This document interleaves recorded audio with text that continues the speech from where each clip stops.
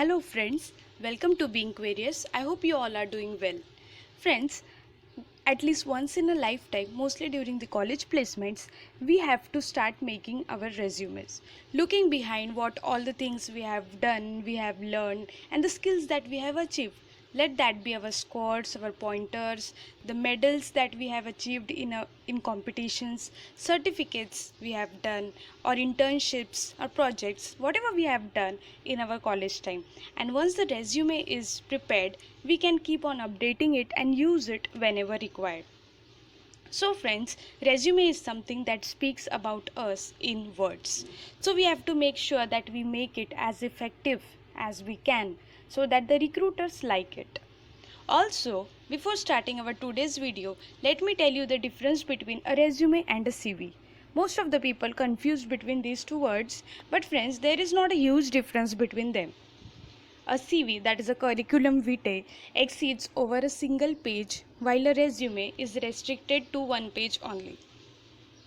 So, for college placements, we make resume, not the CV. So let's start our today's video learning how to make resume and a few mistakes that we should avoid while making it. Also, I'll be sharing a sample template of resume with you that is made by us in the description box. Let's begin.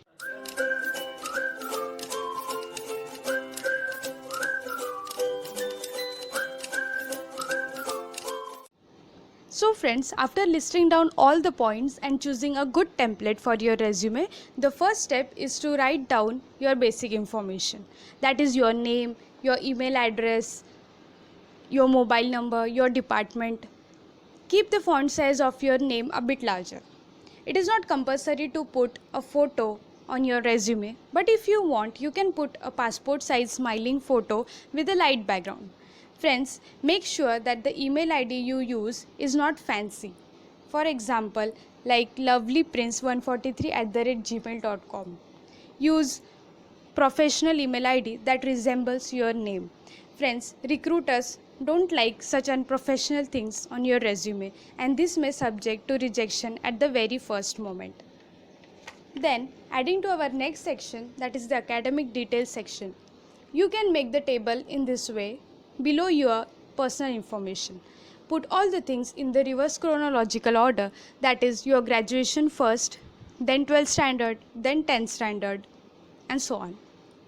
You can put other academic achievements, like if you have topped in 10th standard or 12th standard or in university or college, below this academic details section. Moving on to the next section, add projects and internship below the academic details section. Write 2 to 3 lines describing whatever you have done in your projects and internship. Friends, while describing, use power verbs. By power verbs, I mean successfully completed, conducted a research, was responsible for such work. As you can see in this template, this helps you in making a positive impression on the recruiter. Then add technical skills.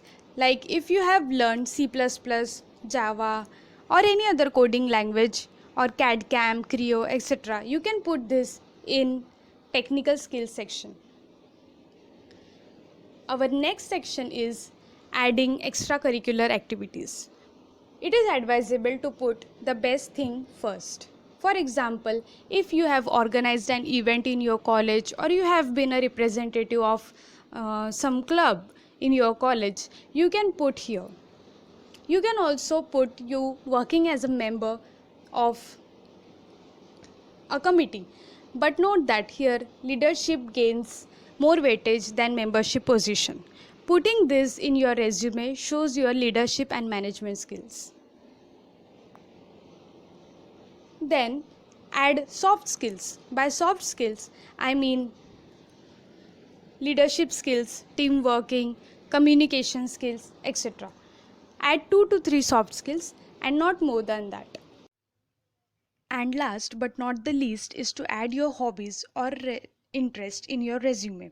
Friends, while adding, so for example, if your hobby is playing badminton, then write badminton only, not playing badminton, because it is obvious to understand that. So friends, this is how we make a nice resume to impress the recruiters. But still friends, unknowingly we commit some common mistakes while making the resume, and that may give our bad impression and sometimes may even lead to rejection also. So let's see which are those mistakes and let fix them out. So the first one is, don't exceed your resume beyond one page. If it if it exceeds, remove the least important points and make it to one page only. Don't put incorrect information. So whatever the information you are putting in your resume, make sure that it is correct. The percentage, CGPA should be correct. You can bold the important words that you want to highlight, but don't bold too many words. Keep the font and the font size consistent throughout the resume. You can use Times New Roman or Calibri font and font size be 11 or 12. Use appropriate email address, as this I have already told you. And finally, before submitting your resume, check the spelling and grammatical errors and remove them.